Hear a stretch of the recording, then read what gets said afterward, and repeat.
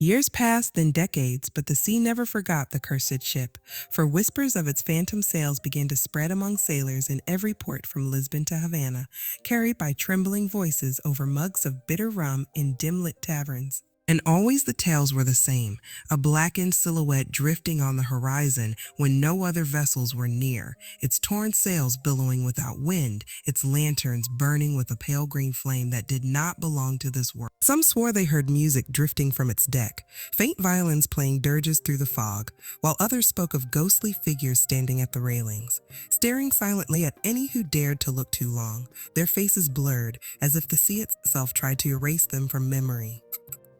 Merchant captains, hardened men who had faced storms and pirates without fear, admitted in hushed tones that they would rather sail weeks out of their way than cross the waters where the cursed ship was known to wander, for those who attempted to approach it never returned. And the few fragments of wreckage that did wash ashore were warped, blackened, and soaked in salt that burned the skin to touch, as though they had been boiled in the ocean's deepest pits. Official records, too, tried to bury its existence, for port authorities dismissed such stories as superstition, unwilling to admit that a ghostly vessel might prowl their profitable trade routes. Yet even the most skeptical could not ignore the reports of entire ships disappearing without a trace in calm seas, their last logged coordinates eerily close to where the cursed vessel was said to roam. In 1743, a Spanish galleon bound for Cadiz encountered it in the dead of night, according to the lone survivor, who was found days later clinging to a splinter of driftwood. His hair turned white, his skin blistered as if from fire, and his mind shattered to the point where he could speak only one phrase over and over. The chest opened and the sea took them. Again in 1767, a British frigate charting new routes reported seeing a ship ahead with lanterns burning green. But when the captain ordered a warning shot, the warning shot, cannonball vanished into mist as if the very air had devoured it. And moments later, the phantom ship simply dissolved, leaving behind nothing but silence and the nauseating stench of sulfur on the waves. By the dawn of the 19th century, the cursed ship had become legend among sailors, whispered of as the Endless, a vessel that could never make landfall, doomed to carry its unholy cargo until the end of time, and some even claimed to have seen it anchored in shallow waters near desolate coasts. Though when approached by rowboat, it would fade like smoke, leaving behind only ripples that spread outward as though something vast had just submerged below. Tales grew darker still, with rumors that those who sighted the ship too closely would be marked, their fates tied to its curse, for within weeks of such encounters entire crews would fall to madness, turning on one another with knives and teeth until no man was left alive. Logbooks from these doomed voyages were sometimes recovered, written in trembling hands that described hearing footsteps pacing their decks at night, the sound of chains dragging across wood, and an unshakable sense that unseen eyes watched from every shadow. And though skeptics laughed at such accounts, dismissing them as drunken fantasy, seasoned mariners knew the truth in their bones, for the sea has always kept its secrets, and every secret carries a price.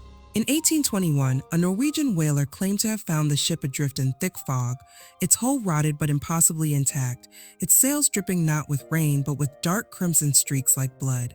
And though the captain ordered his men away, one curious sailor rowed closer, swearing he heard voices calling his name from the deck. Yet as soon as his hand touched the hull, his body stiffened, his eyes rolled white, and he was pulled beneath the waves by something unseen, leaving nothing but his floating cap behind. And so the cursed vessel became the sea's greatest warning, a reminder to all who dared chase wealth across endless waters, that greed opens doors, no man. Bury these stories, branding them hoaxes, censoring reports, and threatening witnesses with dishonor or dismissal.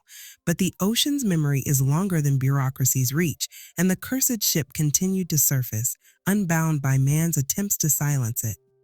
In 2004, a group of British deep-sea researchers conducting sonar mapping near the Azores picked up what they described as a shipwreck in motion, a perfect outline of a three-masted vessel traveling slowly across the ocean floor at a depth of 14,000 feet. Yet when the team released their findings, Half of them vanished during a return expedition, their vessel found adrift, intact but completely empty, every logbook erased, as though the sea itself had devoured the ink. More recently, fishermen equipped with GPS trackers reported being pulled off course by currents that did not exist, their compasses spinning wildly, their equipment malfunctioning until a shape emerged from the fog, always the same: black sails, green lanterns, silence that pressed against the ears like a scream held back. And though skeptics still dismiss the cursed ship as nothing more than a myth, those who sail the world's most haunted waters know the truth, that this vessel does not belong to the past, nor the present, but to the sea itself, eternal. To the sea itself, eternal. Waiting, haunting every generation with the same unfulfilled promise of reaching a shore it can never touch, and dragging with it all who dare to cross its path. By the early 21st century, as the cursed ship's legend bled into the digital age, stories began to surface not only from sailors, but from ordinary travelers, divers, and even cruise ship passengers whose testimonies carried a new kind of terror. For these were not tales passed through generations, but modern voices recorded on video, written in emails, or posted online in frantic desperation before vanishing into silence. One such account came from a Spanish fisherman named Mateo Alvarez in 2007, who was rescued by the Portuguese Coast Guard after his boat was found drifting near the Azores with its hull scorched black, as though it had brushed against fire. And though doctors claimed Mateo was delirious from dehydration, the recordings on his salvage radio told another story, his voice, trembling, describing lanterns in the fog, green like the glow of rotten fruit, and a sound of chains dragging through water, though no other vessel was near. Before his final transmission broke into screams that ended with the words, "Other coming aboard." 2 years later, a scuba diving expedition near Bermuda reported seeing a sunken ship resting on the seafloor, its mast rising like a skeletal arm. Yet when they descended with cameras, the wreck won the myth. Lifted upward, drifting against the current as though alive, and their footage, recovered from a water-damaged memory card, showed not a wreck but a full ship sailing beneath the waves, its sails tattered, its crew pale and eyeless, moving as if submerged in slow motion. Yet when authorities investigated, no bodies, no divers, and no equipment were ever found. In 2011, a British couple on a honeymoon cruise reported in their private video diary that their ship had slowed near an unexplained fog bank in the mid-Atlantic, and for 20 minutes they captured footage of another vessel drifting parallel to them, a vessel that none of the crew acknowledged, even though its hull loomed larger than a cathedral and its deck seemed to swarm with figures. Yet when the couple uploaded their video online, it disappeared within hours. And soon after, their names were removed from the cruise's passenger manifest as if they had never existed. The most chilling testimony came in 2015, when a Filipino cargo ship worker named Arno survived a wreck off the coast of Newfoundland, where his entire crew of 19 men vanished without trace, leaving him clinging to wreckage for 3 days before being found by Canadian rescuers. Reporters who spoke to Arnold described him as broken, muttering only one phrase in Tagalog over and over. The ship took them, and though he lived, he never returned to the sea, retreating into silence, his eyes hollow with a fear too deep to share. Modern maritime trackers have also added weight to the mystery, for shipping data shows strange anomalies, cargo vessels that veer off course by hundreds of miles, cruise liners that inexplicably slow in the dead of night, and fishing boats for end of night, whose GPS trails spiral into circles before abruptly ending in the middle of the ocean, always in regions long associated with the cursed ship sightings. Skeptics argue these are technical glitches, but survivors whisper of ghostly lights luring vessels into the mist where they are swallowed whole. Even commercial pilots crossing the Atlantic have reported strange signals bleeding into their radio channels. Ghostly Morse code spelling out. Coordinates that lead nowhere, or whispers in dozens of languages layered atop one another like the voices of countless drowned souls. And in 2019, a viral Reddit post from an anonymous sailor described seeing the cursed ship off the coast of Nova Scotia. He wrote of black sails stitched with holes, like open mouths, of a deck crawling with figures that never blinked, and of hearing his dead grandfather's voice calling his name from the fog. Though when he tried to post photographs, his account was deleted within minutes, his IP traced to nowhere. countless. Others have tried to capture the cursed ship on modern technology, but cameras freeze, recordings corrupt, GPS resets, and yet the human memory carries what machines cannot, passing down the horror of a ship that continues to claim lives in silence. Even now, coast guards around the world respond to phantom distress calls, signals marked by coordinates in impossible locations, and more than one rescue helicopter has vanished chasing voices that cry for help, only to end in static. And so the legend remains alive and relentless, carried not just by folklore, but by real men and women who have looked into the fog, seen the glowing green lantern swaying on invisible winds, and felt the chill of knowing they were not witnessing a ghost from the past, but the living curse of the sea, forever hunting, forever feeding, forever waiting for its next victims who, once taken, are erased as if they never existed, leaving only whispers and fragments of memory behind. For centuries, sailors, historians, scientists, and occult researchers have struggled to explain the cursed ship's existence, offering theories that range from the rational to the unimaginable, yet none provide comfort, for each carries a darkness of its own. The earliest theory comes from maritime historians who believe the cursed ship may have been a real vessel, perhaps a 16th or 17th century galleon that met its end in some horrific tragedy, such as plague sweeping the crew or a mutiny that left all hands dead. Their corpses drifting in the open sea until rot and despair branded the ship with a supernatural stain, a floating coffin doomed never to dock, its presence in modern times explained as some trick of memory or atmospheric mirage. But this theory collapses when faced with countless reports across centuries describing the ship not as a ruin but as alive, intact, and moving against wind and tide. Scientists in the 20th century proposed a different idea, linking the sightings to natural phenomena such as Fata Morgana mirages, where light bends over the horizon and creates the illusion of a phantom ships, but sailors argue no mirage could ever explain hearing voices on radios, or seeing figures moving on the deck, or the documented cases of entire crews vanishing after encountering the phantom. In the 1970s, physicists curious about the Bermuda Triangle suggested the cursed ship might not be a vessel at all, but a recurring time anomaly, a fold in space where moments from the past bleed into the present, showing us echoes of doomed ships lost centuries ago. Yet this too fails to answer why survivors insist the ship reacts, stalks, and even consumes living vessels, not merely appearing but actively hunting.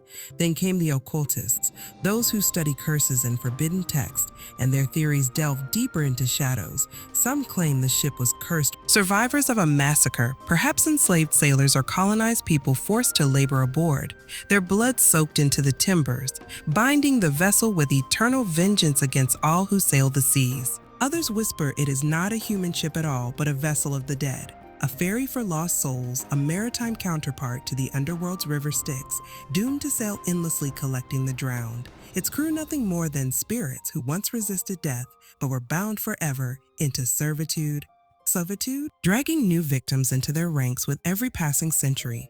A particularly chilling theory, written by an anonymous author in a banned occult manuscript from 1893, describes the cursed ship as a harvester, not of bodies but of memory itself, suggesting that every person who vanishes into its fog is erased from history, their existence devoured so thoroughly that records shift, names vanish, families forget, as though reality itself bends to hide the ship's crimes, leaving only faint whispers behind, which explains why passenger lists, shipping logs and government documents often show no trace of those who supposedly saw the ship before disappearing. Modern paranormal investigators, armed with EMF detectors and spirit boxes, claim the cursed ship radiates a frequency beyond human perception, a kind of resonance that induces hallucinations, terror, and finally possession, luring victims into its orbit until they are taken. And some even propose it is not a ship at all but a living entity, a parasite born from centuries of fear, cloaked in the image of a vessel, because that is what humans expect to see. And others insisted as punishment, a divine retribution cast upon mankind for daring to conquer the seas, a reminder that no matter how advanced our ships become, the ocean remains untamable, guarding its secrets with a sentinel of terror. Naval records declassified in 2003 revealed disturbing evidence supporting the supernatural theory. U.S. military ships reported tracking a massive unknown vessel on radar during training exercises, yet when they approached, the blip vanished, leaving only screams transmitted briefly across open channels, voices that matched no one on board and spoke in archaic Dutch and Portuguese, as though crew members lost centuries ago were still calling out from the fog. Skeptics continue to scoff, insisting that sailors drunk on rum or exhausted by long voyages invented the story to explain disappearances, yet skeptics cannot explain the photographs that emerge only to vanish, they'll believe. Recordings that warp into static, or the haunting consistency across testimonies from Russia to Brazil, Norway to South Africa, where men describe the same green lanterns swaying in the mist and the same eyeless crew staring from the deck. A modern fringe theory from 2020 even ties the cursed ship to extraterrestrial origins, proposing it is not a ghost at all but an ancient vessel abandoned by beings not of this earth, cloaked in illusion to harvest human souls. Its curse not supernatural but technological. Bending perception and reality in ways beyond our comprehension. Yet among all these theories, the one most often whispered by sailors late at night is the simplest and most terrifying, that the ship is not an illusion, not a memory, not a natural phenomenon, but something alive, cursed, or chosen. That moves with purpose, guided by an intelligence that remembers every man, woman, and child it has ever taken, and will never stop hunting, because the ocean is vast, and humans will always return to it, giving the cursed ship an endless supply of prey. Whatever the truth, one fact remains chillingly consistent across all accounts. Once the cursed ship appears in the fog, there is no escaping its gaze, no turning away from its green lanterns, for those who see it are already marked, already chosen. And their names will one day be erased from every record, every memory, leaving behind nothing but the eternal legend of a ship that never reached shore. They say every legend must have an ending, but when it comes to the cursed ship, no ending has ever been written, only fragments scattered like driftwood across centuries of human memory. And yet, there exists a final account, a set of pages discovered in a sealed bottle that washed ashore on the coast of Ireland in 1987, stained with salt water and blood, its ink smudged but still legible, belonging to a man named Thomas Hale, a sailor who vanished aboard the cargo vessel Marigold Star in the North Atlantic just months earlier, his words trembling across the page as he described the ship's approach in terrifying detail, the fog rising without wind, the green lanterns glowing like eyes. The sound of chains dragging across wood, and then the figures tall, silent, their faces pale as bone, watching from the cursed deck. Hale wrote that the Marigold Star's engines died without reason, the radio screamed with static, and men fell to their knees in prayer, while others clawed at as clawed. Lifeboats, but no escape came, for the water grew still as glass, and the cursed ship drew closer, until it towered above them, impossibly vast, its sails swollen though no wind blew, its wood blackened and wet as though freshly risen from the depths. Hale's last words, scrawled with shaking hand, claimed that he saw the faces of his long-dead father and brother among the ghostly crew, their eyes hollow, their lips moving in silence, as if calling him home. And then he wrote only 2 more words before the page ended abruptly. They're here, and with that, his diary stopped, the bottle later found, but the ship itself never seen again. And yet the Marigold Star disappeared with all 47 men aboard and their names erased from shipping records within weeks, as though bureaucracy itself had been touched by the curse. This final account is often dismissed by skeptics as forgery, but for sailors who whisper in bars and for families who never receive bodies to bury, it is the closest thing to closure. Though even that word feels hollow, because how do you close a story that has no harbor, no grave, no shore to rest upon? And so the cursed ship continues, appearing in storms, in calm seas, in fogs that stretch for miles, always at the edge of human vision, always pulling closer, marking those who dare look too long, leaving behind only silence, only absence. Perhaps that is its true purpose, not to kill, but to erase, to remind humanity that the ocean is older than history and far less merciful, and that for all our maps, satellites, and steel-hulled vessels, we remain fragile travelers upon a domain that never belonged to us. And so the legend endures, carried across generations, whispered in countless tongues. The cursed ship that never reached shore and never will, because it does not seek land, it seeks us. And one night when you stand stand on a lonely beach and see a green light flicker through the mist, you may finally understand that the ship is not out there in the sea. It has been waiting for you all along.